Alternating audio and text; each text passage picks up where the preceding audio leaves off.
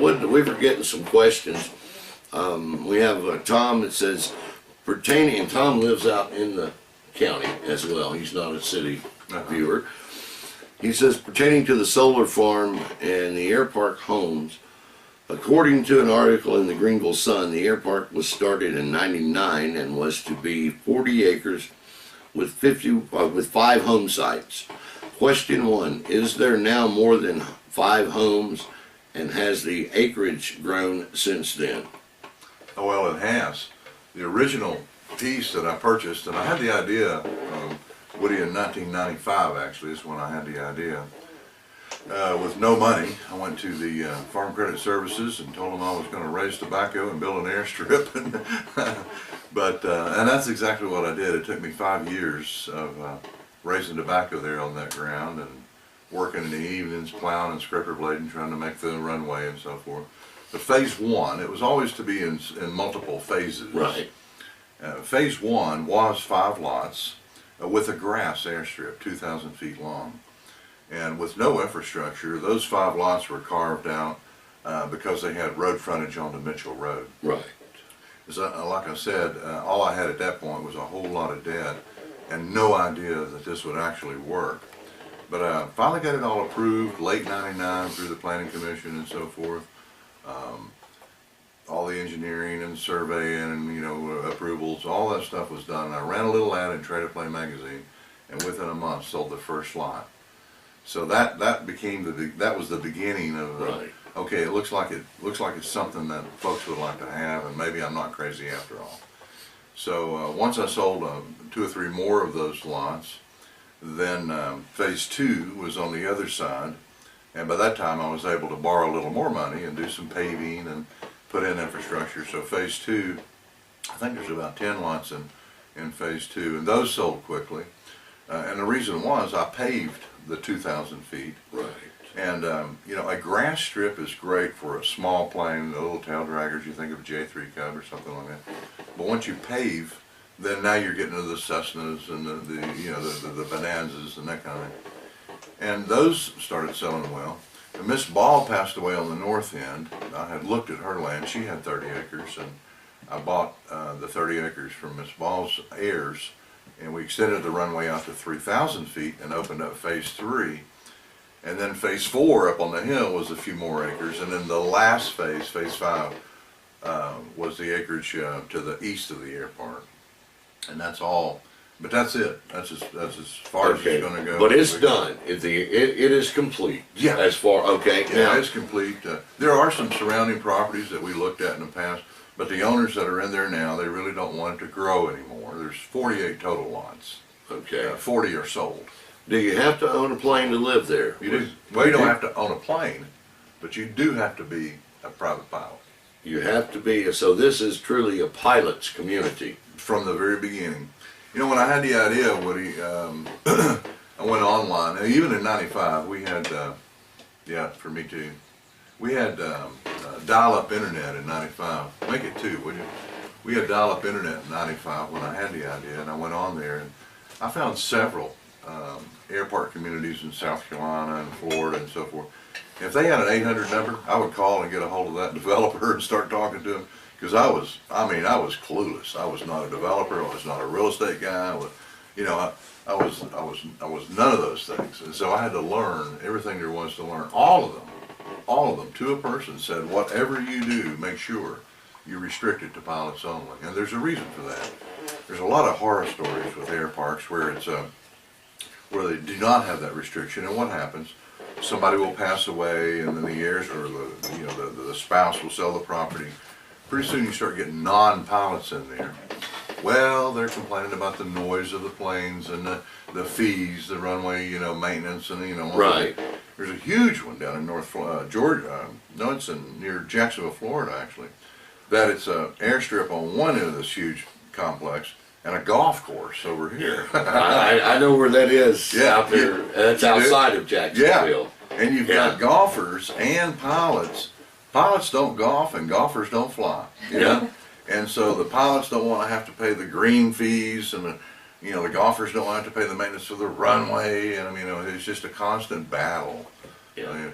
Is that the one that's down there by Ponte Vedra? I believe that's right. Yeah, man, we vacation in that area. Yeah, can't think of the name of it offhand, But yeah, I've been.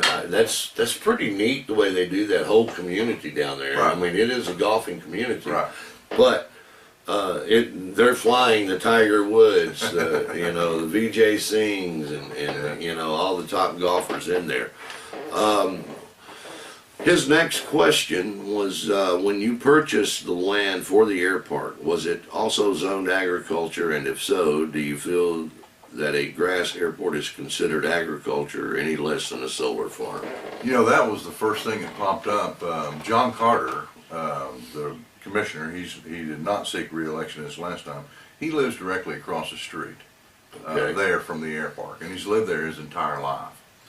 When I first presented this idea to the Planning Commission, John Carter, who probably did not want, you know, the airstrip there, he says, I don't think it's approved in A1. Well, the very first thing I had done, even before I bought the first piece, was go look at the zoning and talk to the zoning people about that. And everything at that time was listed alphabetically. Right. And under A1, the very first thing listed was airstrips, private. You know, there's probably 13, at least that I'm aware of, 13 private airstrips in Greene County. They're stuck on the side of the hills, they're along ridges. There's at least, you know, David Johnson has his place over there by his home, and the private airstrips are pretty common in Greene County. Now, let me also say, that land was not being used for anything, Woody. For years and years and years, some folks had tried, you know, hay in and this and that. There were some drainage issues and problems there. So it was just what we call fallow land, or, you know, it was just wasteland. You know, the neighbors will tell you, oh, it was a swamp. Well, there had been some rudimentary drainage things going on there, and I actually got TDEC out there, and they helped me. We came up with a drainage plan that would allow, you know, for homes and so forth to be built there. And from a money standpoint, I think the county might have been getting $800 a year maybe or something, and you know, the county's getting, or will by the time it's built out, near $100,000, you know, just in property taxes due to the increased values with million-dollar homes and so forth out there. But residential communities are absolutely allowed within A1 agricultural zoning. Well, we had Bill wants to know, with Mr. Hensley's family ties with teachers in Greene County, what areas do you feel need most improvement, and what areas do you feel our system is strong? I guess he's talking about the county education system. Yes, sir. Well, I think we've got great infrastructure. I've gone around and I've toured each and every county school, high school, and I mean in depth. I actually was in a committee that we would take one day and go visit the high school and the supporting elementary schools. We've got some maintenance issues here and there. There's always improvements that can be made, of course. And yes, my wife is a teacher, wanting to retire soon. My sister teaches art at North Greene. My sister-in-law teaches English at North Greene. My wife she's in special ed. She's at Chuckout Middle School. And so I listen.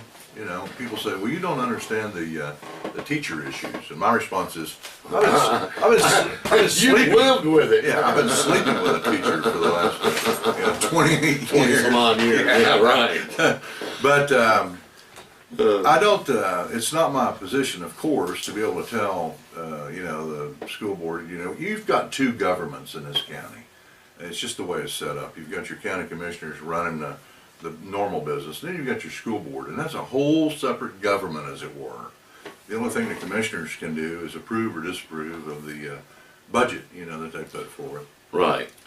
But my wife tells me these stories, like as an example, you know, there's no chewing gum allowed, you know, but yet she'll go into a room and there's 4 or 5 kids chewing gum and one popping bubbles, and the teacher doesn't pay any attention to it.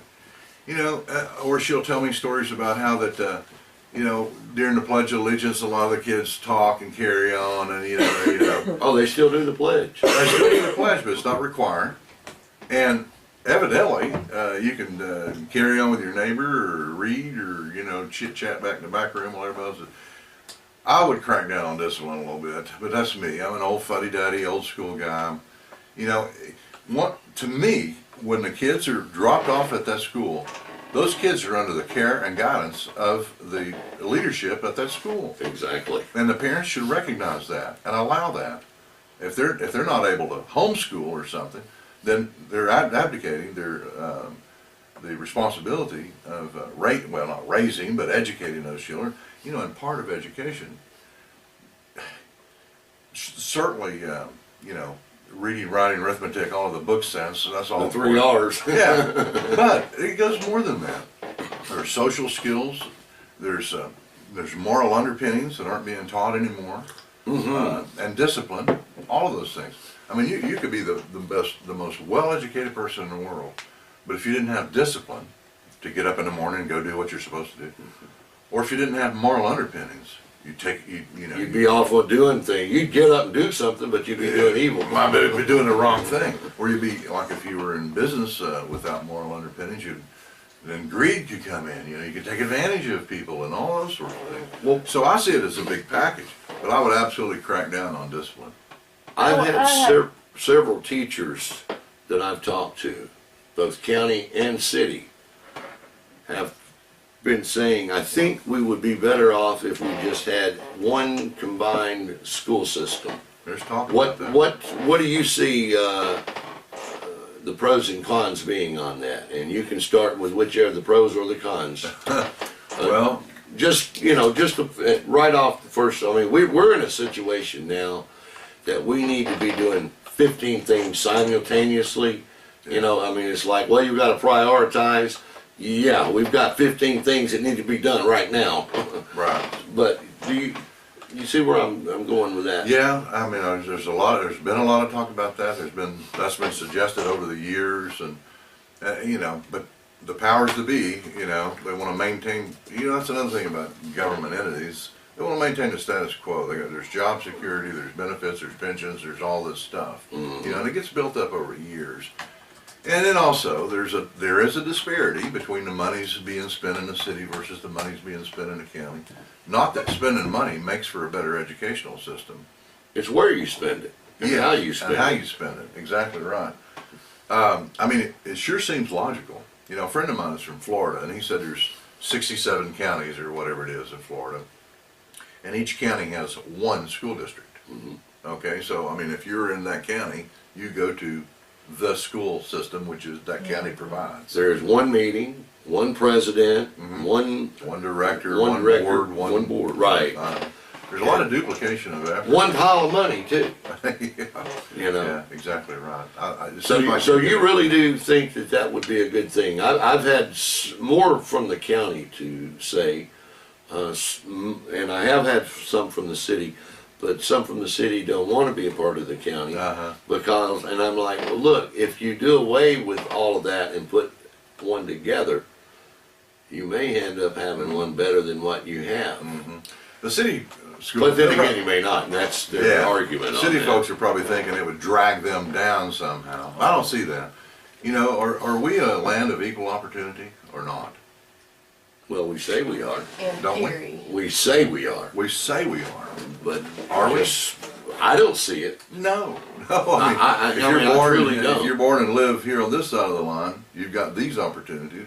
If you're over here on this side of the line, within 100 feet in some cases.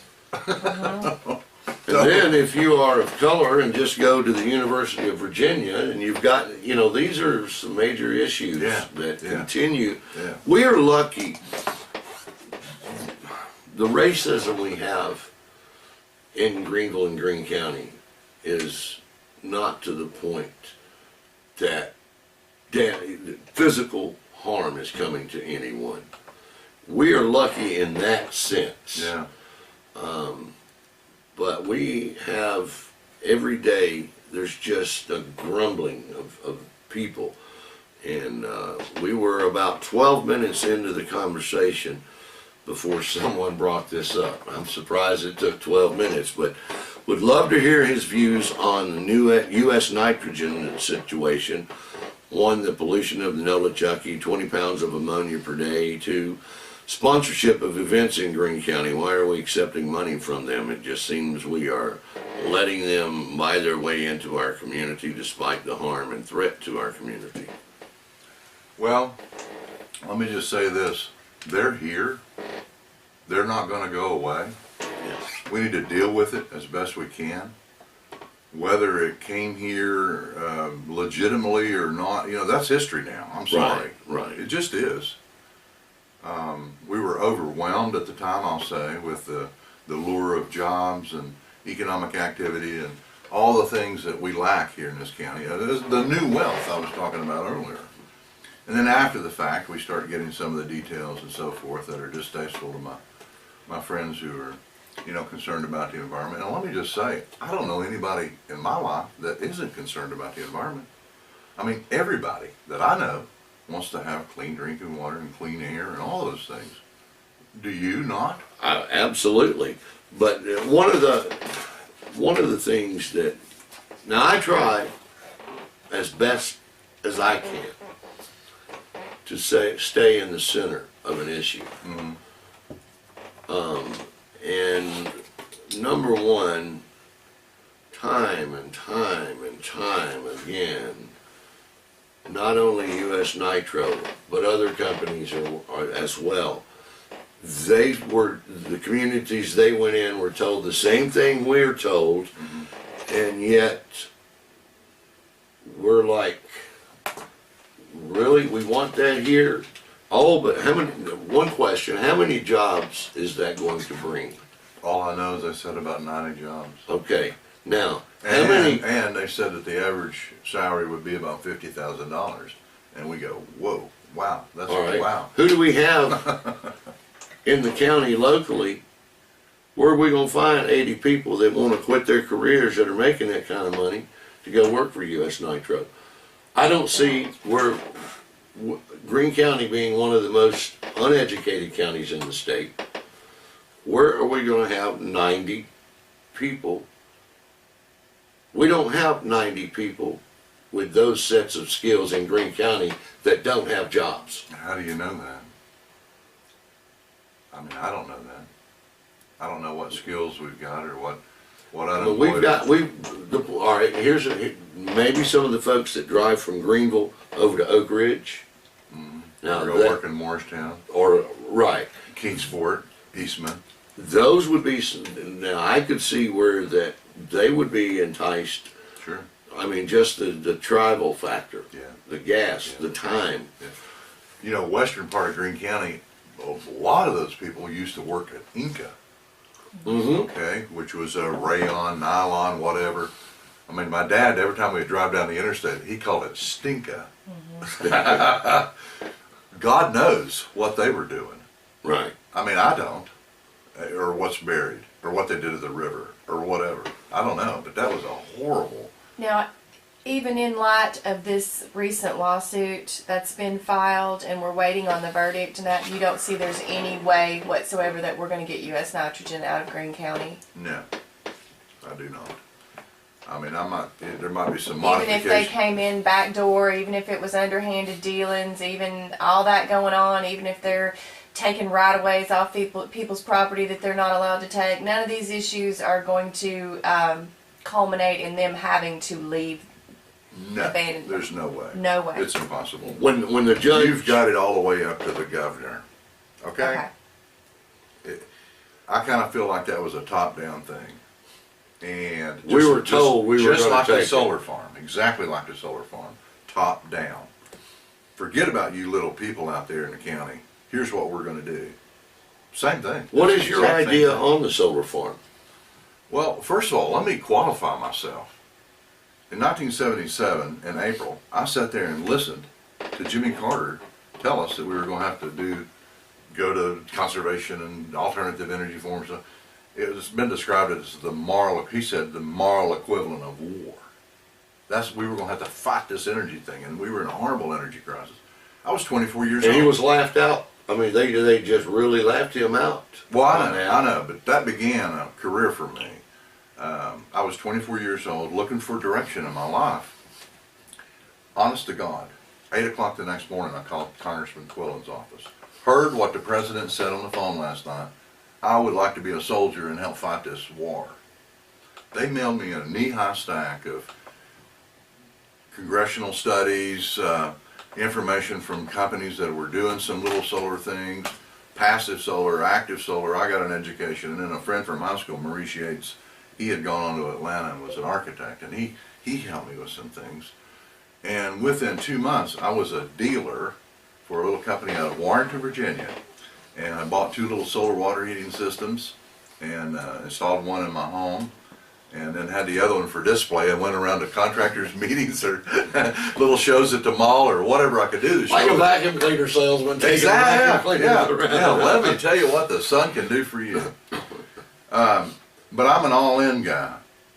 It didn't take me but just a few months. I mean, that was my life. So you are for solar energy? Oh, yeah. From 1977 to 1985, 86, my card said Mr. Solar Energy.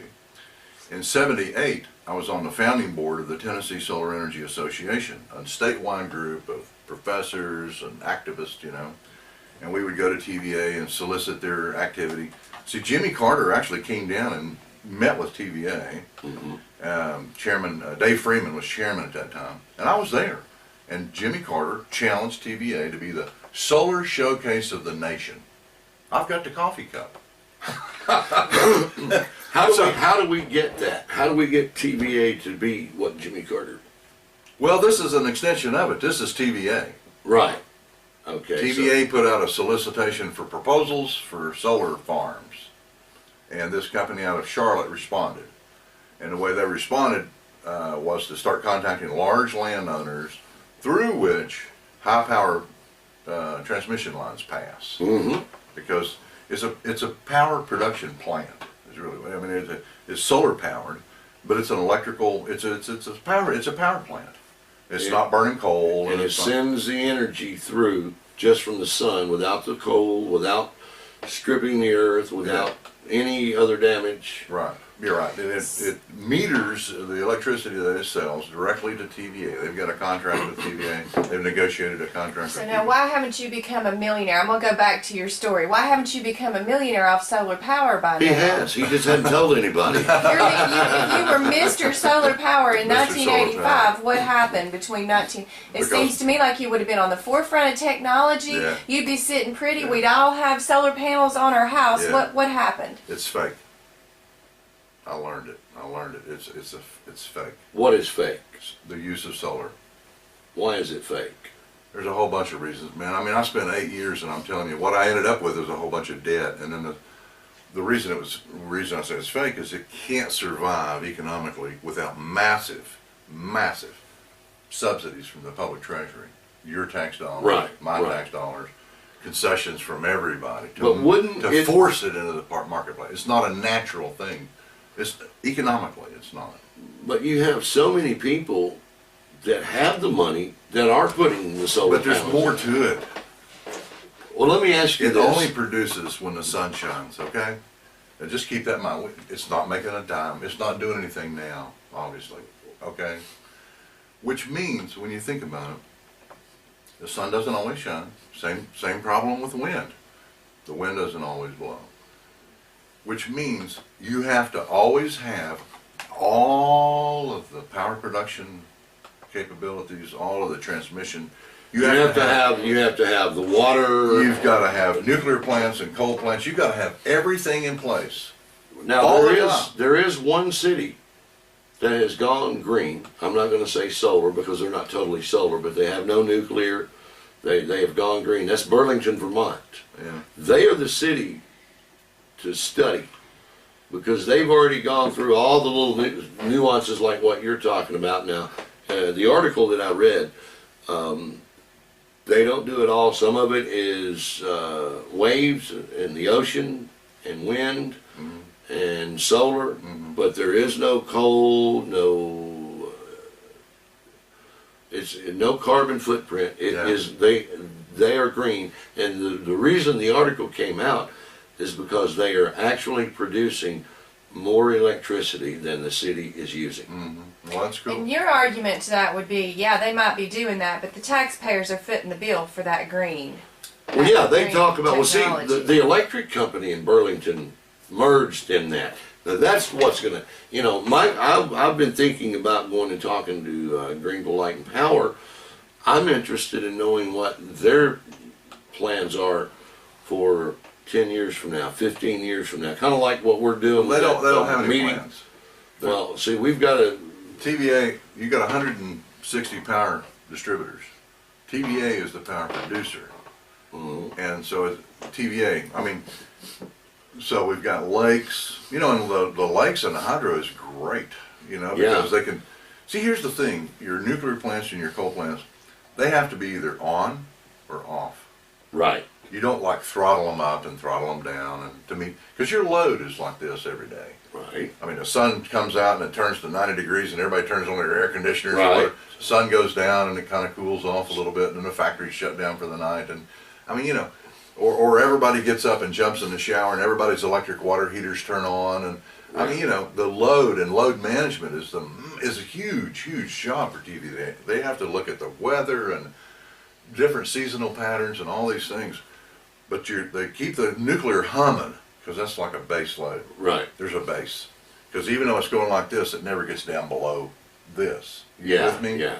And the same with the coal. So you got the nuclear, you got the coal, and then all of these little peaks you can let more water out of the dams or not. You see. Right. And then they've got like natural gas fired turbines. They're like Right. they're like jet engines. And that was another thing, Burlington got off the natural gas as well. Yeah, well. That, you know, and Only way I could see that if we had massive changes in our lifestyle. See, that's the thing. We're lazy. We don't want to change our lifestyle. Thank you. We don't want to change.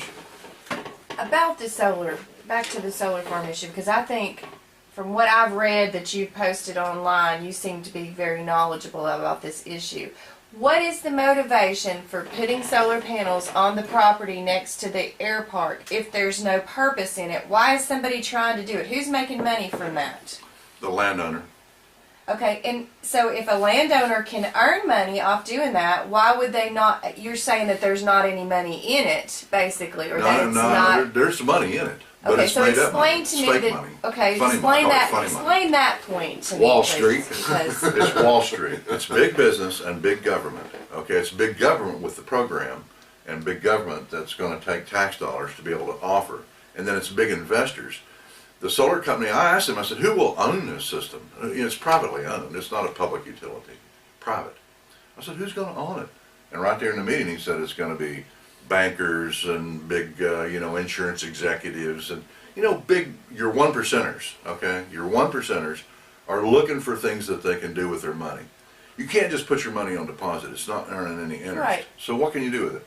And also, if you're making a lot of money over here in the banking industry or whatever, you're all the time looking for tax credits and loopholes to get out of paying taxes and all that kind of. This is a perfect thing for somebody with a lot of money that's looking for a way to find loopholes to where they won't have to pay so much taxes and have a decent return on their money. Okay? And that's exactly what it is. Now they're leasing the land from the owners. So there is a benefit to the owner itself as far as a lease payment, an annual lease payment, on a per acre basis or whatever. But the big money is going to the one percenters that, have the resources and need all of our, Trickle up economics Yeah. instead of trickle down. Exactly You right. know. Exactly right. As far as the benefit to the county, I mean, I could talk for an hour about the negative impact this will have on the county. All the way from decreased property values in the area to, you take some of the most highly productive farmland we've got out of productivity and all the associated purchases that are made annually and the labor that's used annually and all that stuff. It's a negative from that aspect. Yeah. Now we've got a fixed earth area covered with glass. Now there's no trickle of money coming to the county from that stream. And maybe we need to come up with a sales Okay, tax. now I was out there the other day, Yeah. and I was coming from the Chucky Pike area, headed back toward the bypass to where the air park was on my right. Yeah. Now, where is the solar panels from where I was driving down the road there? We're I was on Chucky Pike, Yeah. headed toward the headed toward the bypass, or 11. Oh, okay. And it You was went gonna be past on the my- air park. and it's on my right. Yeah, it's just adjoining it on the east side. So it's, From Chucky Park, I don't know that you really see it. you really can't see it there. Probably can you? not. Okay, because there is that hill or ridge line. Yeah. It's a hill. Probably back won't over see there. it that much from Chucky Park. Have, But, you know, has, I'm not against it. has the thing property actually been rezoned? Was that, no. So, does that mean that any property that has the same zoning that these people's lands do anywhere in the county can be used for the solar panels? Bingo. 99% of our county is A1. A1 backs up to Tusculum Place. All of the Green Valley land is all A1. I mean, A1 is like, if you see an open field, it's A1. It's A1. Yeah. And so officially, just so I understand what's going on here, can any A1 property be used for solar panels? As far as I know, the answer would be yes. Does not have to be near the grid or on the grid, Well, the TVA power grid? that I don't know if or- it has to be the big TVA power lines or if just the regular power lines that pass by pretty much all properties would be sufficient. I'm not sure about that. So as a result of the county commission meeting where this was discussed, and I know you abstained from voting on this, do you think that we'll see in the next 10 years solar panels being put up on property all over Greene County? And if so, do you think that that will decrease agritourism, tourism to the area? Do you think it'll decrease people's ability or desire to move into the area as a result of the eyesore that results from the solar Everything panel? that you just mentioned. If they go in over the next 10 years, I don't think they will. See, it's fake. It's made up. It's a make-believe world. It's not a real deal. You know, if it were a real deal, we would all be behind it. We'd all be going for it. We'd all be in there, but we're not. If it was benefiting public citizens as opposed to private citizens, is that what you're saying? Because somebody's making money, so that Yeah. to me makes it a Yeah. real. If the 1%ers are making money, they're the ones, and if they're in theory the ones that are controlling the system and controlling But see, like the the money. stock market, they're gonna jump out of this thing. They're gonna get it up and running, then they're gonna jump out of it and take their funding. Yeah. It's gonna go down, and then they're on to the next big thing that they Yeah, the invest next their big money. thing. That's right. This is just, it's a flash in the pan for them. Here's the deal. Here's why it went away in '85 and it just collapsed. Oil crashed from $30 a barrel to $10 a barrel. And Reagan went in and replaced Carter. So we had a different politics and we had a different economic reality with energy. Oh, we don't need the solar anymore now. We've got cheap oil. Well, guess what we got right now? We got cheap oil, and in 2 years, the politics most likely are going to change again. And prices are likely to go back up. Well, they very well could. That's Yeah. that's what really gets me. Well, is- but it's is- that's the free market working.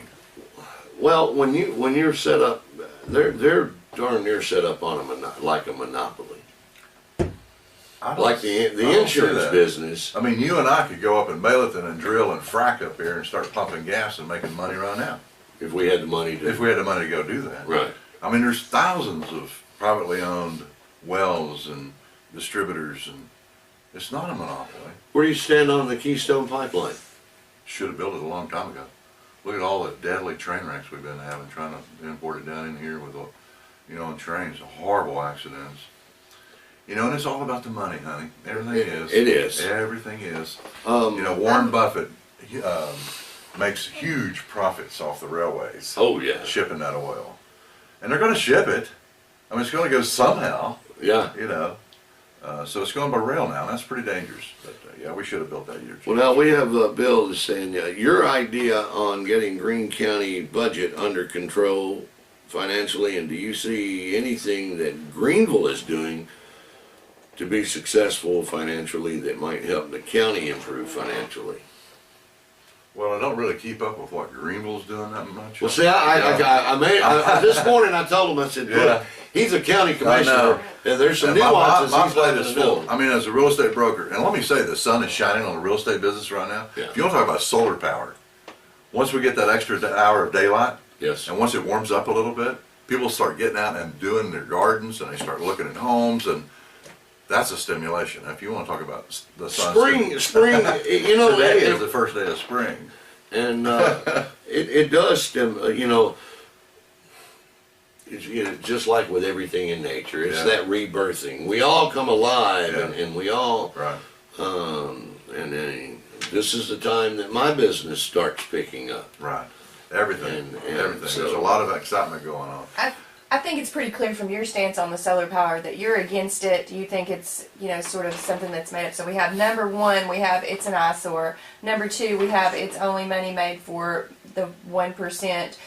Number three, it's not effective. Are there any pros? Do you see any benefits whatsoever To solar? Yeah. Oh, absolutely. There's a ton of them. This is just not one of them.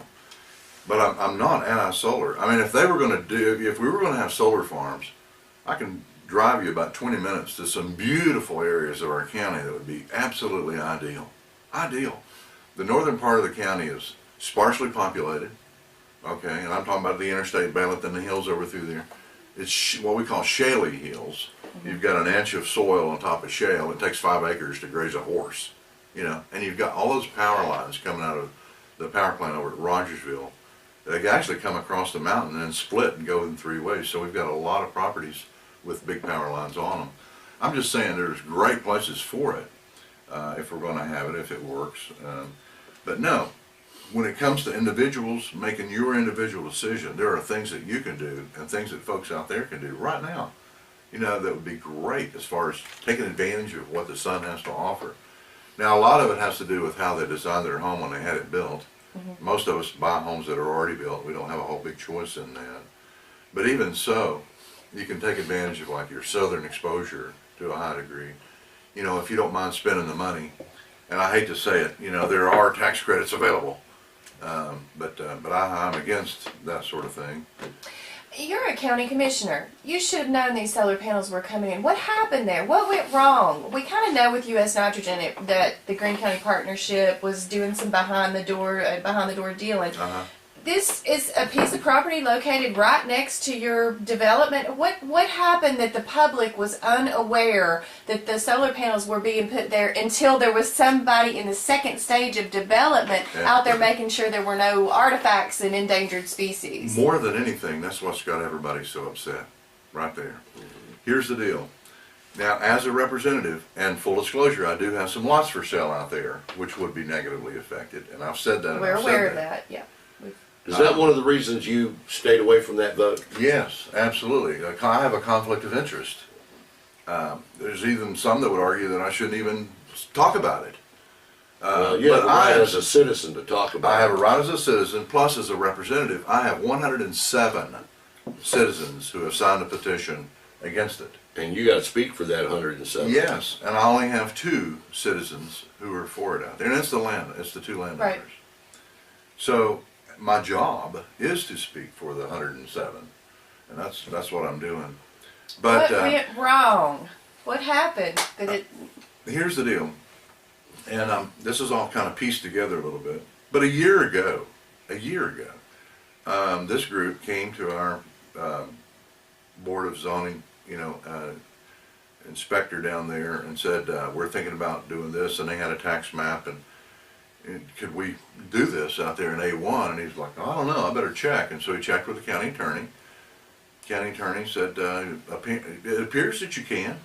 So that began a huge effort on their part. Surveyors, engineers. And then about 6 weeks ago, one of the owners out there, he was in his backyard doing something. He noticed a guy across the fence digging holes. He says, hey, what are you doing over there? He says, oh, I'm doing an archaeological survey. I'm trying to make sure there's not any Native American artifacts and burial sites here because we're going to be putting 130 acres of solar panels up. Huh? Say what? So now at first people were saying, hey Ted, did you not understand what was going on? No, there was nothing. So my first thing, and when I was in the paper that first time, we were all in a state of shock at that point. That it could come to that, and hello, where was the public involvement? That was a precedent-setting, massive, industrial scale development. At a minimum, I would have thought that there would be public input or some kind of the planning commission, or even the long-range planning committee to look at it and go, what's the impact going to be? Do an analysis. Well, see, the long-range planning committee is an official government committee. Yes. And that's their job, isn't it? I'm chair of it. Wouldn't that be the job? Well, just last week I sent a message to County Mayor David Crum, and what I said was, I requested that he send a memorandum to the offices, all of the department heads, and that should something new come up, precedent setting or some kind of concept that the different committee, that a certain committee wanted to explore, that they please enter and send this over to the long range planning committee. Let us analyze it. Let us look at it. Let us come. As an example, I'm on the records committee. You know, your county has to store lots and lots of records. Exactly. Those records, we're out of space. So I told the records. Can you not make those digital? Some you can, some you have to keep the hard copies forever. So Some of those empty school buildings, put Yeah. some bars on them, and let's, Well- you know. But I told the records committee people, look, I'm gonna bring this as like a work order over to the long range planning. So when we have our long range planning committee meeting next Thursday night, you know, I'm gonna try to find somebody that is willing to take on this records storage for the county, and what can we do to help solve that problem. I'm just using that as an example.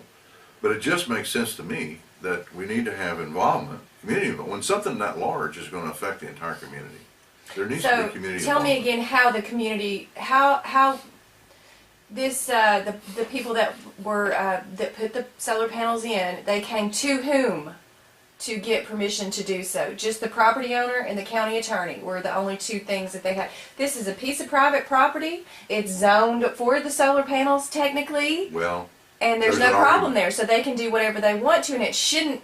Is there an argument that it shouldn't be anybody else's concern what these people are doing on their private property? there's a major argument that it's not allowed under A1. And how do Because you think that's going to come out? Don't know. The judge will decide, I would say, in the end. Well, let me ask you this. But there's no language for it. As a matter of fact, it says unless it's listed here, it's specifically prohibited. Now, the only thing that's in here, it does say public utilities which are necessary for the public good. Now, that has been deemed to be water towers, power transmission lines, power substations necessary for distribution of power. But it's not a public utility. And you could argue it's not necessary. I mean, my lights don't blink and go off. We don't need more power, even when the sun is, when the sun is shining. You could argue Yeah. that it's not necessary. Now, But anyway. and the way I'm understanding it is that you're sort of anti, in this specific form on this specific property, you're anti-development of solar panels. What is your opinion? We've got a post from Bill Jones, and I'm just going to go ahead and read it. He says, I have no problem with rich people making money if it's also going to help our environment and it produces employment. I mean, are the blue-collar workers supposed to be the one that develops solar farms or alternate energies? As we've now heard the con side of the story, we'd love to have your opinion on solar development in general. Are there any pros for Well, that? as regards to this farm, there's going to be a crew of folks come in out of Charlotte and spend however much time they need to drive the posts in the ground and mount the panels and wire the whole thing up, and there'll be a 6-foot tall hurricane fence topped with barbed wire around the perimeter of the thing for security. And I mean, the plans are pretty extensive. I can bring them in and let you look at them if you want. That'd be cool. I would like to see So, those. pros. Hmm? Any pros whatsoever? Do you There see? will be no jobs there. They said they'll be spraying herbicides occasionally, to keep the weeds down, I guess. There will, yeah. That's what they make weed eaters for. Yeah. Well, let me ask you this. Since this went underhanded, we'll stick with that term. Yeah. In regards to the annual budget for the county, it seems to me like you can add $167,000 just like that right back in the budget, not giving that money to the partnership. They're not a government agency. They've already got out there and they've already made that statement. I'd hold that $167,000 next year and say, I've got now, a question you want my money, you're gonna play ball. I've got a question from Richard Gash related to that, one of our viewers. He says, the Greene County Partnership Chamber of Commerce has been in the news for many months in a negative way. Do you believe they have a positive effect on the county, and do you believe they should receive funds from the county taxpayers to help them? Well, the partnership, the history of that thing, it goes way back, 20 years at least or something like The that. original Good Old Boys Club. Yeah, well, maybe so. You know, I guess you could call it that, something like that. And there are things that the partnership do which I would say are good for the county. There are. For example, just give us one example. They promote tourism, you know, they do. And they do a lot of that through bringing in these, you know, now I'm no sports person, but, you know, these various basketball things that come in and all Now, that Land Air Classic tournament, that does bring a lot of people from a lot of the country. It does, and so it really helps their hotels and motels and their restaurants and all that stuff, all that's going on. And it kind of focuses the eyes on our area. I've had people that actually came to one of those events that ended up later on moving here, you know, because they just fell in love with the area. So, I mean, there's a lot of things like that. But I think the reason that a lot of people are, let's just say, getting discouraged is we haven't seen a whole lot of new wealth coming in, even though they do have this program now. I think there's a meeting next week on stimulating retail to come in. And let me just say, March 31st. Yeah, as a real estate broker, I constantly try. My office is in Jonesboro, and I'm constantly trying to drag businessmen. Hey, come on, let's take a look at Greeneville, you know. Right. And they'll run the numbers and this and that. We're not branded. Greeneville is, you know, Greeneville, Greene County. If we have a brand, it's, oh, that's just all farmers and Hillbillies. Yeah, we need to develop a brand, a package, you know, that we can sell out there to the public. And that's, well, see, and this is what gets me, because that's what every other community I've lived in, being a member of the chamber did those things. Richard was talking about some of the negative comments that have been made. One of the things that we've talked about, and me personally, as a small business owner, I've had numerous small business owners to ask me if I was a member, and when I said no, and I would say, are you? And they, well, I was 5 years ago, but I still haven't gotten the things they promised me for my membership. My newspaper and radio advertising, and so I've called them 3 times, and I actually watched a couple of them, and I'm sorry, but I can't see anything positive for me. Just, I can take that $250 and spend it on advertising somewhere else and do more good than the partnership is going to do for me. Mm-hmm. I know and that's so many other small businesses have said the same thing. It's like if you're an LLC or a corporation, you do. But if you're a small non-corporate, you know, partnership or sole proprietor, there is no benefit. Well, there's a few. My small company is a member. Just traditionally, I mean, you know. It's well, like, you know, it's and then because they the right thing to do. They do publish a membership directory, and those do get left in all the motels and hotels, and they do get mailed out when anybody requests a relocation package. And I would like for my little, you know, real estate firm to be listed. You know, if you're in business, you need to be there, kind of thing, you know. So, and I do go to the dinners and annual, you know, different the breakfast, you know, the other the different things. Show up and hobnob a little bit and try to. I'd like to specifically ask if the, now we're still waiting on a ruling on the lawsuit related to the Greene County Partnership, and whether or not, I think the issue is, did they have dealings behind closed doors which were not made public? And if so, in your opinion, should they be given taxpayer money if they're, okay, either they're operating in the capacity of a political entity or they're operating in the capacity of a private entity. If they are a public political entity and they're receiving money from taxpayers, we should know what's going on behind closed doors as taxpayers. What's your opinion on that? Well, I do believe that. If, you know, if it's our money, we have that right. Is the way I see it. I don't know. I have no evidence and I have no knowledge of anything that happened or, you know, whatever prior to my involvement when they brought me in to meet with the nitrogen people. I mean, I personally had, as did all elected officials, we personally had the opportunity to sit with them, listen to their story, ask them questions, whatever. And this was what year? 2011? Well, it was just prior to the voting for the rezoning and all of that.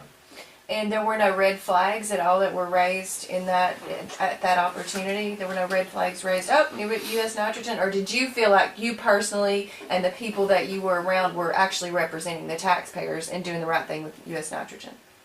I just, at the time, from the stories I heard, from the information I was provided, and the questions I was able to ask, I felt satisfied that, hey, we got a great corporate partner coming in here, and it's gonna be a boom for the county. Okay. That was the whole, and so we all, you know, it was voted unanimous, all 21 of us obviously had the same kind of feeling. If there is a filing regarding the solar panels, I'm going to touch on this and then I want to move on to the county budget. But if there is a legal filing, if there is a lawsuit filed, who will be responsible for filing an objection to the zoning? Where will that come from? Will that come Well, there's from the already county? been a filing made. Okay, and who was it taxpayers that did that? Yeah. Okay, so then it's a lawsuit that Well, represents. it's not a lawsuit. at this Okay, point. it's a. What we have a mechanism. You've got your planning commission that looks at these things, and I'm on that board, and looks at these things and helps make decisions about, you know, details of whether or not you can set your mobile home a little closer to the road than what we say you should be able to, or, you know, that Right, kind of right. thing. That goes, when you get something like that, it goes before the Board of Zoning Appeals. Okay. And an appeal of the decision that solar is allowed, solar power plants are allowed in A1, an appeal to that decision has been filed. And on the 25th at 8:30, the Board of Zoning Appeals will meet and discuss, was the decision correct or not to allow a solar power plant to go into A1. So this could be stopped at a political. It could be stopped with the planning commission. If the Board of it's- Zoning Appeals looks at it and says, no, the language does not allow a solar power plant to go in A1, then I guess the solar power plant people will have to start over. So somehow. now, if you Or were, maybe they'll file their own. if you were a suit, I don't know. taxpayer and you were highly concerned He is about a these, taxpayer. if you're as a taxpayer who's not a county commissioner, if you were highly concerned about these solar panels coming in, do you still have a say in it, or at this point in time, is it just going to come down to the interpretation of the zoning law itself? Well, there's three real important things that are going to be happening over the next few weeks. The Board of Zoning Appeals, as I said, meets on the 25th, and that's where the decision has been appealed that it go into A1, as I just described, and it may or may not move through there. Then the next thing is the Planning Commission will be meeting again. Now, during this Planning Commission we just had last week, a draft resolution was approved, which kind of outlined, okay, if we're going to have a solar power plant, we need to have some trees planted to block the, Right, you know, right. and whatever. And that was also mentioned in that, when I was reading that article about Burlington, Vermont, and they were talking about how they had them hit. Yeah, yeah, And so, yeah. So, but at that meeting, there will be submitting amendments to that draft resolution. And of course, if it fails to make it through Board of Zoning Appeals, then I guess this is over with here. But if it makes it through Board of Zoning Appeals, then we'll be submitting amendments to that draft resolution, and something will get approved out of that. And whatever that something is, it still has to go before the full county commission to take effect. The full county commission has to look at the resolution and the restrictions and the tree plantings or whatever it is and approve of it. And if they don't, then, you know, back to square one, I guess, for the people that's wanting to put in a solar power plant. okay, let's say that the ruling comes down that the solar panels are going in. Mhm. Let's say that that's just as big a fact as US Nitro being here. Mhm. Okay. Now, do we look for Greene County branding? One of the things I thought was neat is, you know, you mentioned the branding of Greene County. Mhm. Well, you know, Greene County going green. We need to figure out how this would be feasible. To see if going green is feasible and a way to move forward. I think that all the concerns and all the issues that you saw happening and have seen happening with the solar panels, all the cons of having them, Burlington, Vermont somehow has found a way to bypass the fossil fuels. And they now are producing more electricity than their citizens are using. Mhm. All of their needs are being taken care of, and they have extra electricity. Would that not, now the local power company, and it took the powers that be, but do you see the headstrong ways of opposition to that interfering? Or do you see a way that... I mean, in certain areas, if a proposal was made to cover 400 acres at Green Valley with solar farm, I imagine there would be huge opposition. I mean, I can only Yeah. imagine. Yeah, but what about on top of buildings and Well, see, that was my thing originally. I had a vision. because that's what the Europeans are doing. Yeah, my vision for, and by the way, I did solar thermal panels. I had water tubes, and when the sun would heat those panels up to a couple hundred degrees, I'm okay.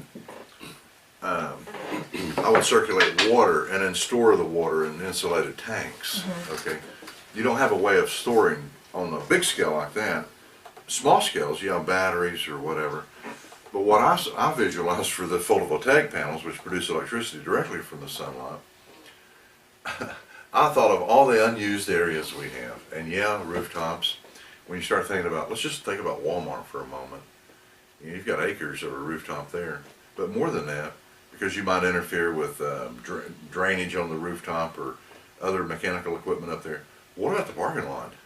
And that's really what I got excited about, thinking that, this is 30 years ago, but that superstructures cover solar panels, now we're parking in the shade, okay, which is kind of nice. And I figured we'd have electric vehicles by now, surely. We could have little charging stations. So while I'm shopping, and it's going to be metered, and I'm going to have to pay for it, but I'm charging my batteries in my car, my electric car, while I'm shopping.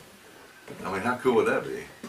I want to just move on, and if anybody has any questions about the solar panel, more about those, I feel like personally I understand what happened, and I feel like I've got the knowledge that I need from that. What I think we hear a lot about is the county budget. I would just like to take a moment to, now how long have you been in office? Since 2010. Okay, in 2010, was there a huge county deficit that you saw as a commissioner that you inherited from somewhere else? Can we pinpoint what is the problem with the budget? And is there actually a budget deficit, or is this just something that we hear about on a regular basis? In my opinion, there's not a budget deficit. But for me to correct what I see as the issues takes more political savvy and more political influence than I have. I'm a business owner. When my copier lease was coming near to the end of the lease, I didn't just get the next one that Century 21 told me I should get.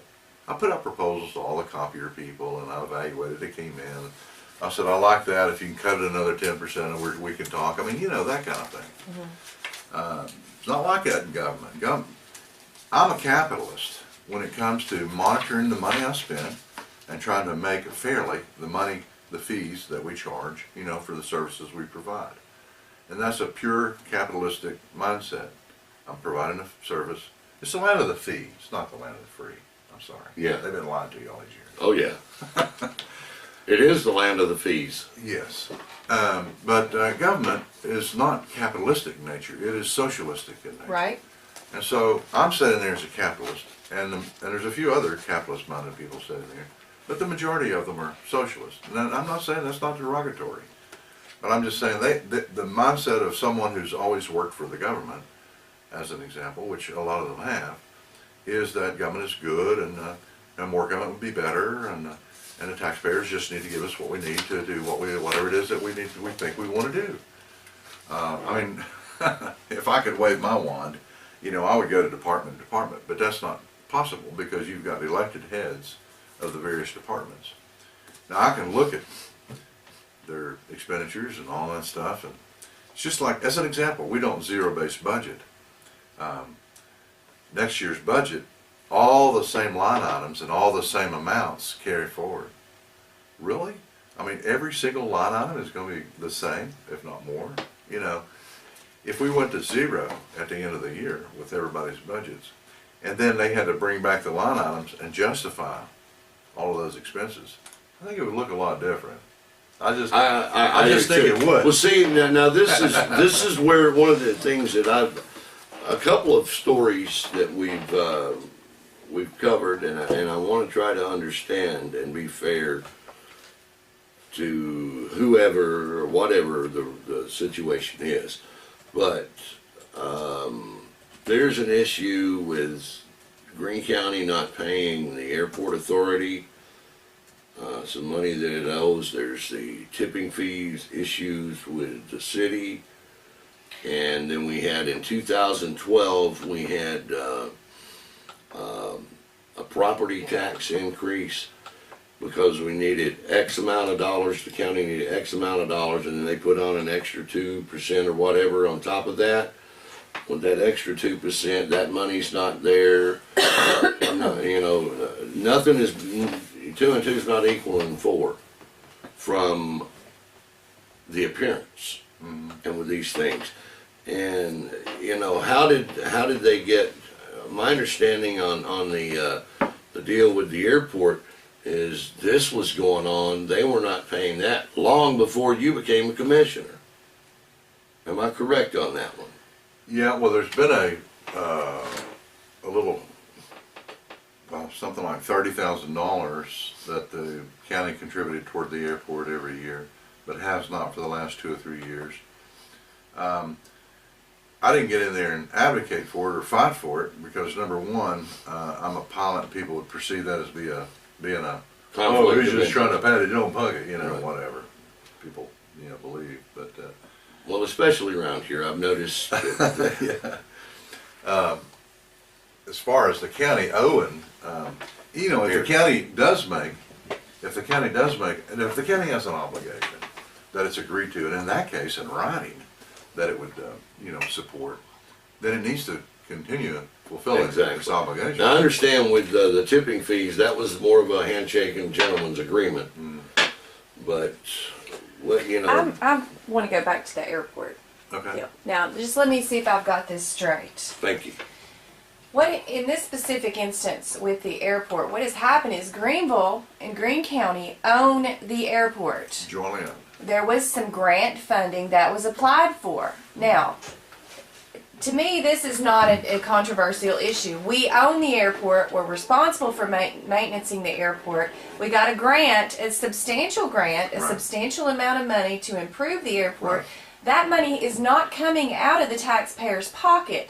The only thing we're doing is securing a loan so that the grant funding can be put in place. Right. So I think people have the notion that the Board of Commissioners is giving money to the airport when in fact that's not what's happening. No. Because the county commissioners, the county owns the airport, they are responsible for securing the loan. So there's no taxpayer money that is going from the county commission to the airport. So that seems like a null issue to me. That's the responsibility. When we voted to own the airport, we have the responsibility for maintaining the airport. So that's pretty. And that's not. And it's the Greeneville, Greene County. So both governments are responsible at maintaining all of that. And let me just say, Greeneville, the Greeneville Municipal Airport, is an award-winning. I mean, it is an awesome. If you fly to every airport, the one down near Sevierville is in pretty good shape and really nice. They got that museum down there now too. That's nice. But we have a fantastic airport here. You know, and if you're not in the flying public, you wouldn't know it. But it is absolutely fantastic. Why is that important to the county? You know, the big thing that the county that I hear from citizens is we keep pouring money into it. We keep pouring money. What's the benefit? What's the benefit? What's the benefit? It's just for a handful of rich guys. Blah blah blah blah blah. You know, whatever. Yeah, but they own those companies that are coming in that we're trying to recruit. That's the big thing. Number one, are we pouring money into it? Or in fact, have they not secured their own source of money and we're just following through with our responsibilities as taxpayers who have owned an airport? But there's the perception that all this money. Now, the money, when you talk about the grants, the vast majority of that come from the fees that the major airlines pay, you know, like for their hub to lease a hub in Atlanta. They pay massive fees for all that. And then those fees that are collected on fuel and everything else, those are used like in little rural municipal airports like ours or whatever. Right. And our airport has had some problems from the beginning, you know, how it was designed and laid out. And it still has a few issues on the one hand. On the other hand, there is so much potential out there that we are not taking advantage of. I list that at the top of my list of underused assets that this county has. Right. That is a huge asset, just like the river. The river is a huge asset that's way underutilized. So's So- I-81, so's the 11E, so's the Smoky, you know, we got the mountains over here. So if we make the argument that, I'm sorry, I didn't mean to interrupt you, but if we make the argument that we don't have to discuss whether taxpayer money is going into the airport, because if you pay attention, that's not what's happening. We've secured a loan. There are no tax dollars that are being poured into a municipal airport for rich people to use. However, I think we can move on to the wheel tax and argue that that is a huge issue. We've got about 20 minutes left, and if we don't touch on the wheel tax issue, we've made a mistake here this morning. Yeah. So Well, that was the one I had, was wanting to hold that off for last because I knew that this is, because I have a couple of questions in with that as well. let me see if I can lay out what happened here with the wheel tax. For some reason, there's a shortfall in the budget. Now, we can argue as to why there's a short, maybe Yeah, it's we can these talk line about that item for the next 2 individual hours. budgets, but Yeah. there's a shortfall in the budget. The county commissioners had to come up with a way to bridge the gap, so to speak, and they thought that they were representing the taxpayers effectively by increasing the wheel tax. There was little resistance, if no resistance to this while it was being read. Now, when the wheel tax increase was passed, there was a great deal of controversy surrounding that because people do not want to pay more money for their wheel tax money. So, what do you think went wrong there? Well, it really goes back a couple of years. Okay. We've always got this perceived shortfall. And if you'll note, I've always voted against every tax that's ever come up. And I'll just tell you quickly why. I always vote against all taxes. And that is, if I knew that the tax dollars that we're getting now were being used as efficiently as possible, and we had a shortfall in spite of all that, I'd be voting for a tax. But when I see vast areas for efficiency improvements, more money's not going to fix it.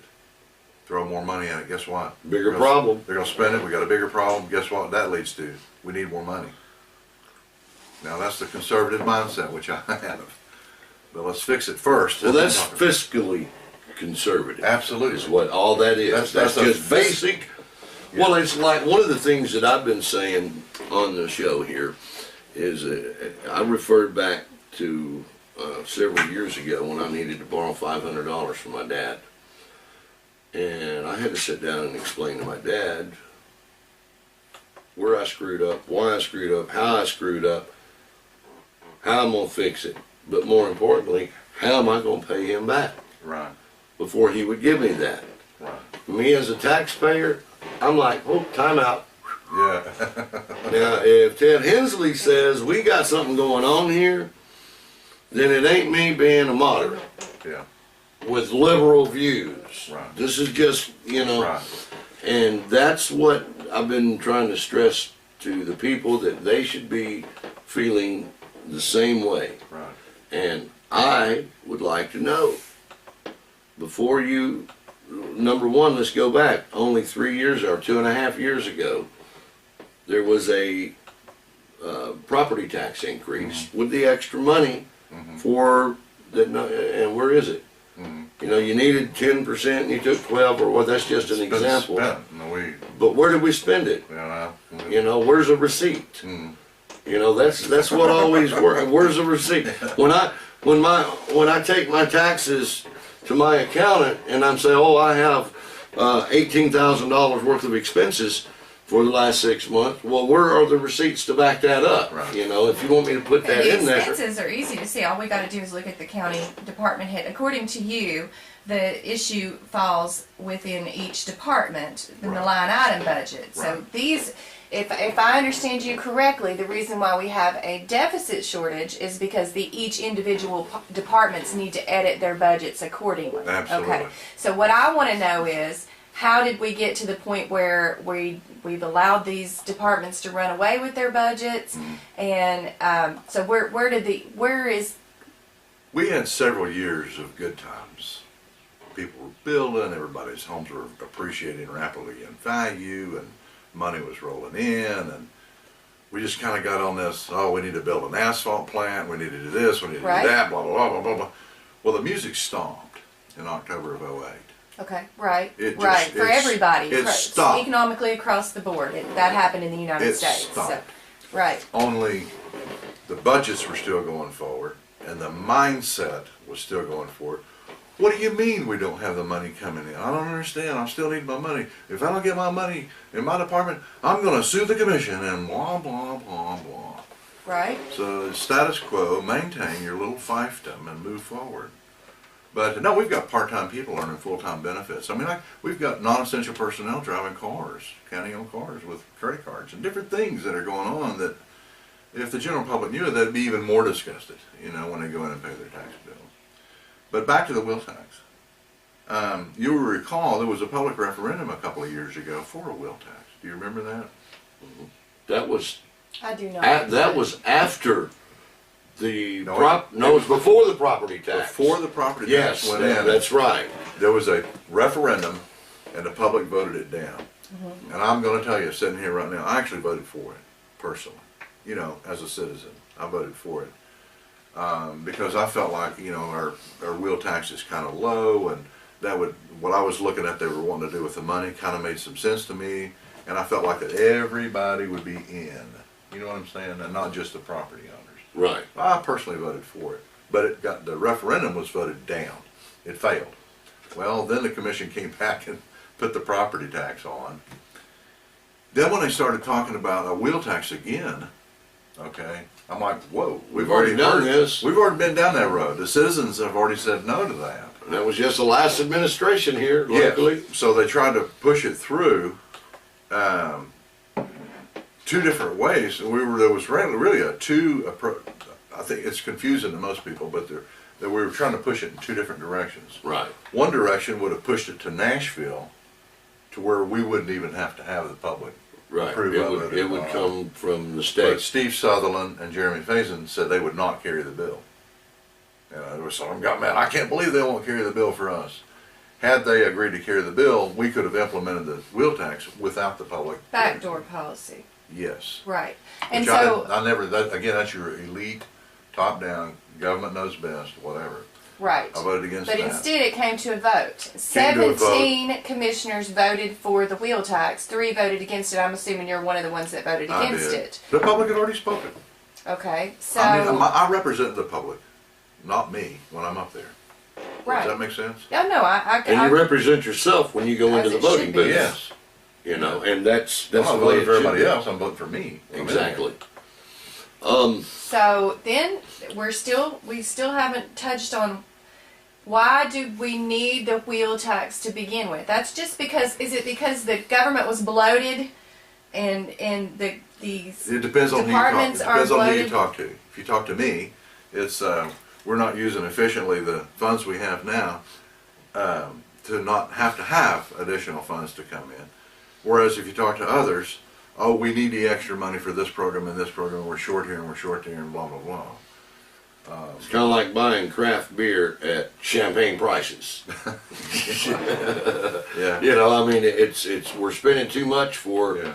the product and or service than we should be. So if you're a concerned citizen and you're like, I'm not going to pay any more wheel tax for a government that's bloated when the budget itself needs to be, the budget, the department budgets are what need to be fixed.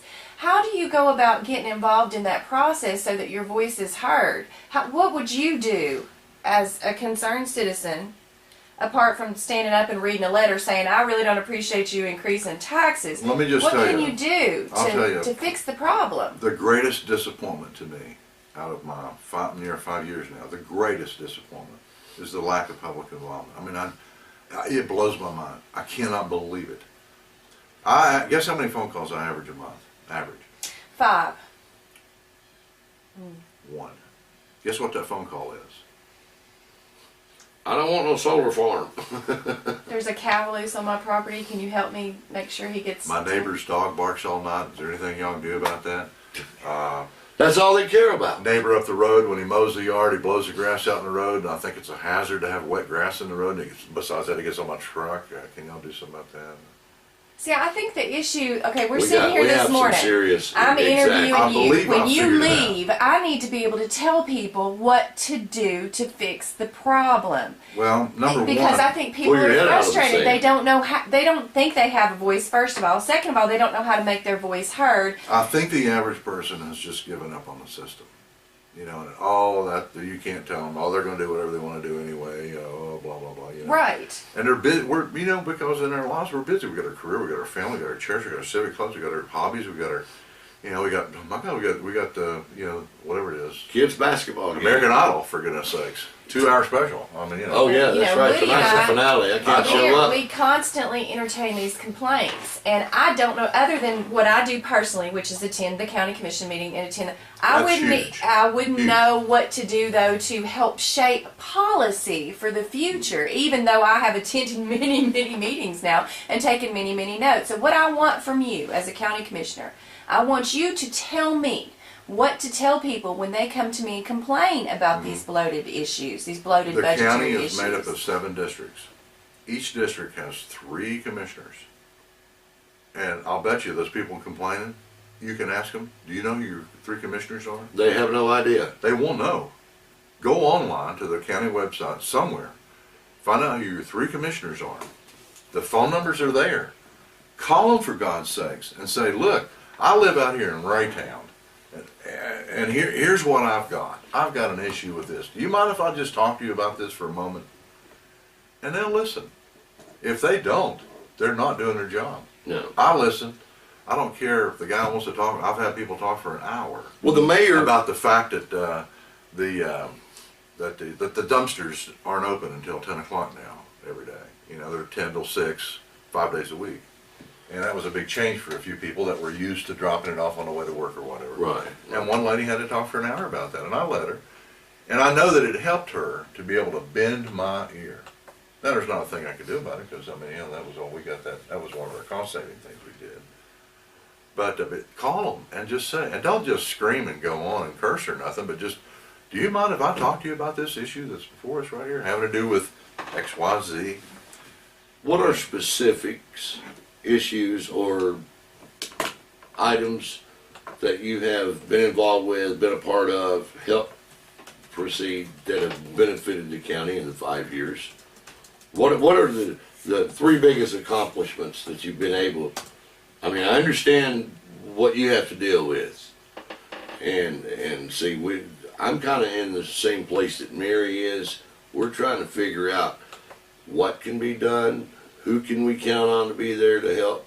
So what is it that you've done that the people watching this morning can say, okay, I remember that, that is a good thing, Yeah. or that is a bad thing, or whatever their opinion is, because you know they're going to vary. Well, I have occasionally been successful in, let's just say, in throwing a wrench into the works to stop something that I perceived as taking away individual freedoms. Okay. There's a big one coming up, huge. People need to know about it. Your county road department is wanting to take over total control of all of the public roadways. You know, the county owns 50 feet with a road on it, okay? Yeah. And the proposal is that your road superintendent would have total control over every little hole, every little mailbox, every little power pole, every water line, anything that's done within that 50 feet. To the point that if you want to put up a mailbox, you got to go pay a fee, buy a permit. Oh no, gosh, no. The inspector has to come out, look and approve of your mailbox and where you're going to dig the hole and how you're going to position it and all these things. Well, before they do that, they need to go stop them from selling the mailbox, or they need to go make sure the mailboxes they're sold meet the standard. I mean, if you I'm want to just get telling you, stupid. if there's a car accident and the car wrecks into a power pole and breaks it, and the power board needs to come out, they need to get the road department out there, you know, to approve of putting in a new pole, where, and pay a fee, and permit. Is this a way they're trying to make money for the county, or? It's more about, see, government's all about control, power, authority, Right. and they're slowly just trying to take over. I said, look, that is owned by the public, Yeah. not to be controlled by an individual sitting in an apartment somewhere dictating what can and cannot occur within the property that the citizens own. Anyway, I'm hot on that one. But I have, and that's coming up. I mean, it's not dying. We shot it down once, but it's coming back. It's like a monster. I mean, Do you see it in the next 2 meetings? two yeah, meetings? well, yeah, you just gotta watch the agenda. It's gonna be coming up. Maybe the next one. But the one thing that I did do on my own initiative, which I'm very pleased with, and you know, some people don't get it. But see, I think we have underlying root causes to our problems that go beyond a solar farm or a nitrogen or whatever. And to me, and I touched on it earlier when I talked about moral underpinnings, our churches are failing us, our schools are failing us, and I think our families are failing us in that regard. And I'm old school. You know, I was raised where those three institutions were linked. They were bound together. There were strong links. They were put together like a rope. Yes. I mean, they really were intertwined like a rope. It started in the 60s. We started driving wedges between the church and the school, between the school and the family. And the wedges have gotten bigger and Wider bigger and apart. wider and wider, to where now they're each trying to stand on their own. And they can't do it. They can't do it. You take a three-legged stool, nothing's more stable. Take one leg off, it don't make it. How about a stool with one leg? Yeah. And if we can stitch them back together somehow, and that's been one of my thoughts from the very beginning. Well, the only single thing I've done, and I've got some more things I'm going to try to do over the next couple of years, but I authored and I wrote a resolution which passed that we celebrate our national motto. And do you know what the national motto is? E pluribus, no, that's the military. Army. E pluribus unum. Is that what it is? No. What In is it? God we trust. In God we trust, Oh. yeah. That is the national motto. And last year, 2014, when I wrote this and put it together, and there's a little bit of a national effort going in this regard, to celebrate our motto. It was in 1814 when Francis Scott Key was aboard a British battleship trying to negotiate ways, negotiate and release some prisoners, but the Battle of Fort McHenry was going on all night long. Okay. And he watched that, and he was inspired the next morning by the dawn's early light to see our flag still flying. Henceforth, He wrote the poem, the defense of Fort McHenry, and in the fourth verse of that is a line that says, "In God shall be our trust." First time it appeared. Now later that became our. in God we trust. Yeah, but later that poem became our national anthem. Oh, Jose, can you see, etc. In 1864, at the height of the Civil War, a Pennsylvania minister wrote a letter to President Abraham Lincoln and says, we've got to do something to try to stitch our country back together. And they hatched a plan, and the one thing that went out all over the country were coinage. And so they directed the Philadelphia Mint to stamp "In God We Trust" on a 2-cent piece. Okay. First time. It has appeared continuously since.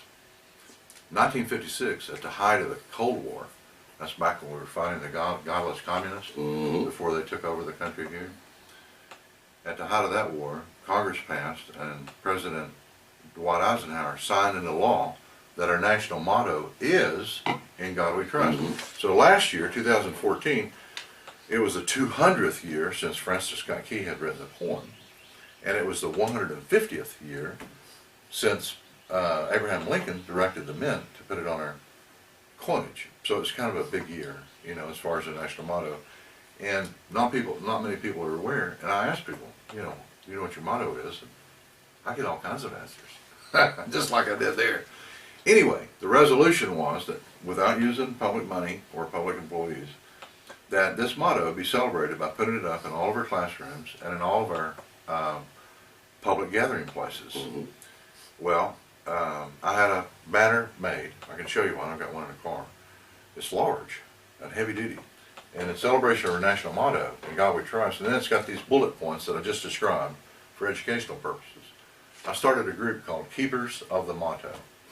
Keepers of the motto. Yeah, and there's numerous members in that now. And we've been a little slow through the winter, but we've managed to go to churches and civic clubs and whatever. Over half of the classrooms in Greene County now have these banners up in the classroom. We've done over 200 banners so far. There's like 440 classrooms, something like that. Plus you start thinking about all the public gathering places where you buy your license plate, the courtrooms, and it's still a big job to do. But I'm really pleased with that. If one child were to say, what is all the talk about God anyway? What's the big deal? And it started him on a path of trying to figure out what his spiritual self is all about. Yeah. You've got your physical self, you've got your thinking self, but you've got a spiritual self. And we're ignoring that. And I think that's what leads to And one of the things that I'm seeing is, I just turned 52. And when I turned 50, I started more of a spiritual search. I knew who I was, but from a spiritual standpoint, I had some conflicts that I had been just ignoring. And then now that I've become active in that, I'm finding more and more each day I kind of like who I am. I'm not such a bad guy after all. I've got some pretty rough opinions on some You're gonna things kill sometimes. me for but- I feel like I would be completely remiss if I don't go back to this, because this is a unique opportunity that we have having you in here today. You've said that the problem with so we've had to increase taxes. Now, of all the issues that I find that people have that they bring to me is the issue over taxes, increased taxes. That's what people do not want. We're still in hard times. Okay, so I'm going to ask you this. It's a twofold question. The first part of the question is, what specifically parts of the county budget do you see that can you give me specifics on what needs to be trimmed out of the county budget, out of these departments? And number two, if the wheel tax, which they're counting the votes, so the wheel tax has been overturned, what do you feel like is going to happen to raise funds for these bloated budgets? Well, I can tell you the answer to that. If there are a sufficient number of signatures on that petition, which are qualified, and they're going through that process now, there has to be 10% of the Right. We got. Well, they have to be Logistics, signed properly by right? the person, and and they have to be a registered voter, and Right. they're checking through all that. Right. But if there's enough to actually How long break, do you think that'll take? Just out of Another curiosity. week or two. Another week or two. Okay, so but we'll if know there's in enough another of week or two. those to bring it to a referendum, I've heard talk that we'll just withdraw it and not do it. But I've also heard talk there has to be a referendum, by state law. So. Right, and that's going to And I be think it'll expensive. if there is a referendum, I think it'll get voted down. By the Okay, public. right. And then your commission is going to raise property taxes. So it'll be a property tax. Yeah. Okay. That's exactly. Well, that's the only other thing it can be. That's exactly So, what'll happen. If in order to keep that from happening, is it too late budgetarily to fix these like you're referring to? Can you give us an example, or do you even want to give us an example of budgets that are? Well, see, you're asking, basically the question you're asking is a question that's going to take about 30 minutes to answer because of everything that has to be explained with it. Yeah, and I really can't go into all the details because, see, you've got other public officials who would need to be sitting here and defending my comments. Okay, so if I said this department head has 2 employees that should have retired years ago and spend most of the time just talking to one another and doing their nails and so forth. So you would be calling an individual out, and you're not comfortable doing that. I really can't. Not with them, without them being at the table. I don't think it would be fair. I just felt like we'd be remiss in not reiterating this because we've kind of danced around it. Yeah. And you've said there are places to trim the budget. I'll be happy to talk in terms of what I consider to be functionality problems which cause other issues. As an example, when you get a job for the county or the city or a government job, you're building up a pension. Okay. Right. A retirement. You're building that up. Absolutely. Guess what? You can never move it. If you ever, let's say you got an offer for a fantastic job over here with a company. You got 20 years in already? Man, all I gotta do is hang in 10 more years and I'm gonna get this pension. If I were to quit this job and go work there, zero. It goes to zero. It's not transferable. It's not movable. It's not like a 401k you can take somewhere. They just keep the money. So that's an example of entrenched bureaucracy. Yes, You and can't- what happens is now, if somebody had an offer like that and wasn't able to take it, now they're trapped. And that can turn into disgruntled, you know, and that lack of productivity and, you know, Motivation. everything else that goes along with it, because I'm here, I just pull my time and Yeah. do the least amount. Well, that's the thing. You can't be fired. They're not wanting a job, they're wanting a paycheck. In a lot of these cases, because that's what they're doing. Yeah. Oh, now I'll get off in 45 minutes, I'll have my nails done, and then Yeah. all I have to do Now is... that said, I mean, the majority are dedicated people trying to do They the are. work. They are. But There's no you doubt have, about it. and once again, it's like these specific places or Yeah. people or departments, or even department heads, Yeah. in some cases, I'm sure. Yeah. So in other words, what you're telling me is, you can see where the problem needs to be fixed, you just can't discuss it publicly. Well, and as a commissioner, I really have no power to fix it. Here's the issue. We're told that we hold the purse strings, and we look at the budgets, and we approve the budgets, and we write the checks. We have no authority to micromanage or direct the department head or whatever went out. Line item 3, I believe you ought to go. No. We get the whole enchilada. And you either We take it approve all of it or or none. And we can reject it. They can tweak it and threaten to sue and blah, blah, blah, you know. It's a thankless job. You know, I ask my wife when I get home sometimes at 10 o'clock, you know, remind me why I'm doing this, you know. I have no doubt that it's a thankless job. I really do, and I wouldn't It's a volunteer. I wouldn't want to be in your position. Yeah, but no my benefit. concern, and I'm going to keep coming back to this No, go every ahead. single time, is you either can give up Yeah. and not care what's going on, or you can do what you're doing and try try to to make fight a for it. difference. Try to And fight so for it. if you want to fight, what do you do? That's what I'm going to keep coming back We're to. doing That's it, what Mary. we, We're you know, doing it. and so, Get but involved. specifically, Get you know, involved anywhere that you can. There are committees that you can get involved with. There are volunteer efforts that you can get involved with. You can show up to all of these committee meetings and all of these county commission meetings. They're all of them open to the public. The mayor's door is open. right? Absolutely. We filled out our Every mayor's day, questionnaire. We you encourage can- people to do You so. can walk right in there, and if he's there and not with someone already, you can sit out there and wait until he is free. I mean, the mayor's available to everybody. Everybody is available, but guess what? There's not a Nobody shows I'm up. gonna And so I've had major things. I've had commissioners argue a point, and they'll say, "Well, I've had a lot of calls, and I'm going to have to vote this way." How many calls did you have? Well, I had 3. Each commissioner represents about 2,800 people. Okay, right. 3 calls, and you're going to vote a certain way based on 3.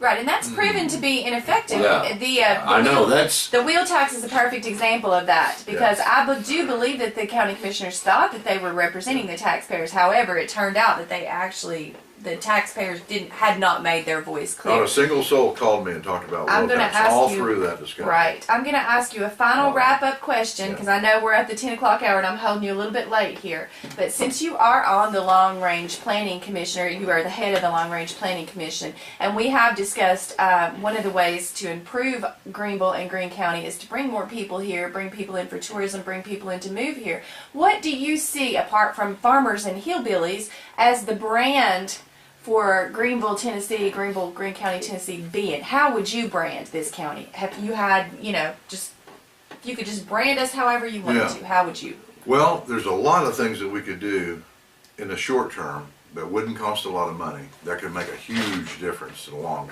term. Huge. Well, number one, first thing I would do is start negotiating and building boat ramps at every one of our bridges. We have a world-class smallmouth bass fishery Oh, yeah. right Amen. here in this county. Now, I'm fortunate. I'm in a home I was born and raised in, and it's in my backyard. And I catch all the bass I want, you know. I might see a tube or two or a boat or two a year, go down the river. I'm just saying, we've got that huge asset, we're not using it. Okay, number 2, there's some tweaks and there's some things we can do that would encourage developers. See, Greene County has a lot of beautiful land. Yes, A lot. absolutely. gosh. No And argument here. we've got fantastic roads going from here into all of the Tri-Cities. And land over in Washington County is more expensive. It is. We have sparsely settled, low-cost land adjoining the Tri-Cities that Yes. way. I can see some things that we could do that would open up, and we'd have more like bedroom communities coming in, you know, to the eastern and northern parts. Is this part of the South Green area that you're just talking about? No, the border of Washington. No, bordering County. Washington, like That's up 11. western. That'd be western. I mean eastern. Yeah. Eastern, yeah. Yeah, bordering Washington County that way, and Chucky, Limestone. Chucky, Limestone, that kind of- Bowmantown, right Right. around through towards Fall Branch, goes Eastman and Kingsport. So and all what that. specifically would you do? Sort of make it more attractive for people to build houses on Make that it more land? attractive for developers to Developers. look at Greene County, and there's some tax code things that I'm actually working on Okay. that could help a developer think about coming to Greene County. Because if we could get our population up, I mean, we've only got what, 68,000 or whatever for the largest county in the whole, just about the largest county, maybe second largest. Sixth largest. Is it? In land size, it's the sixth largest in the state of Tennessee. Well, it's huge and it's sparsely populated. And when you look at your school systems or anything else, I mean, you look at the low numbers. How do you keep a West Pines open with just a handful of kids? Or if we could stimulate numbers. Now, I'm not saying we need to pack everybody in. Right, no. But I'm saying we could use a There's stimulation. plenty of room. Yeah. Well, if we had an increase in population in some of those areas, Okay. they're going to be they're going to be looking for more amenities, and they're going to be supporting more local restaurants and different things like that. Right. I can see that becoming one thing. One of the arguments that someone had to me against that very thing, because I was talking similarly, and they said, well, but we don't have anything, you know, for a place for people to go eat. They're that close to Johnson City, they're just going to go right on over there. Yeah, Now, it could that's how we get these businesses I'm in. telling you, the majority of the business people that I have, they said they look at the demographics and the road counts and all that stuff. Well, we don't really quite have the numbers of people we need. You know, they know what their business model takes to Right, profit. absolutely. If they don't have the road count, or if they don't have the population base, or if they don't have the average incomes, or whatever else it is, it's not gonna, it's not gonna work. 4 years I've been talking about, we need to build an industrial park at the airport for aircraft-related industries. Oh my goodness! Could you imagine a UPS or a terminal or something FedEx like that. terminal here? You're talking about jobs. Now, Geez, that would. Now we would have to have that big that big runway they're working on out there. Yeah. But that would be hundreds of jobs. Just one company like it would be hundreds of jobs. It's just like the helicopter place over in Piney Flats. They just hired 200 more people. They're expanding. You know, I that saw could have that easily story been the right. other day. But beyond that, planes don't just get parked or go to a plane junkyard somewhere. They're constantly refurbished. There's planes built in the 40s that are still hauling freight, Absolutely. DC-3s and whatever. But when you think about engine rebuilding and interior refurbishing and paint shops, and they're all the time coming out with new electronics, and they got to have upgrades on that and different things. I mean, we could have all kinds of shops related to aircraft located here. So there's potential. We just Small I factories think those were related. three Well, good see, suggestions. that goes along with the task that you laid out before me at the last Long Range Planning Commission meeting. And these are, I'm excited about that because And speaking of we being have some excited things to do. about the meetings, what I'd like for you to do is, and on the final note here today, and then we're going to let you go because I've kept you 12 extra minutes here. Could you tell me in the next month, as a concerned citizen, where should I be and at what time should I be there? Let's start with the Long Range Planning Commission meeting, which is going to take place next Thursday. And if there are any specific meetings that you would encourage people to go to, could you outline those now as a final way to just encourage people to get involved? on the solar question, the Board of Zoning Appeals meeting, again, is at 8:30 on the 25th, the morning of the 25th. Whether you are for instituting solar in A1 agricultural districts or against, this would be a time for you to come and have your voice heard at that meeting. The Long Range Planning Committee meeting is Thursday night the 26th at Ryan's, and we meet at 6, we eat, and then we have our meeting. And let me just say, the mayor's given me permission to open that committee up. Most committees, the mayor appoints all the members, and that's what it is. I have opened that up. Citizens who would like to get involved in a project of their own, I will appoint them as a sub-chair, and they can get their own little subcommittee going, and we will all evaluate their ideas and their plans. I want this to be wide open, a community-wide effort. I mean, long-range planning needs to involve everybody. Everybody has an interest in the future, let me put it that way. Right. That should be everybody. It's not. And I would like to see a lot of younger people, Yeah, well, you know, Yeah, they are the late future. 20s, early 30s. Yeah. That they are the future, and a lot of this stuff is for them, quite frankly. it is. We're not gonna be here We're forever. yeah, we're gonna be gone. I mean, I plan on living forever, and so far so good, but. Well, And we're then, looking at that big fishing hole in the sky. Your county commission has fixed now, we will always be meeting the third Monday at 6 p.m. And that's at the courthouse downtown. Those are the ones that I know of that, I would really encourage folks to get involved in. Because it can make a difference. This is it's not a one-man show, it's an all of us show. It's a It we is. the people. Mary, there he goes. Well, see, that's one thing. with This show, it's by the people, for the people, of the people. There you go. You know, we're trying to get people involved in attending these meetings. Right. We've got them involved in where there's been some that weren't thinking that have said, thank you. Right. You made me think. Now I understand where you're going. And that was the whole concept. Yeah.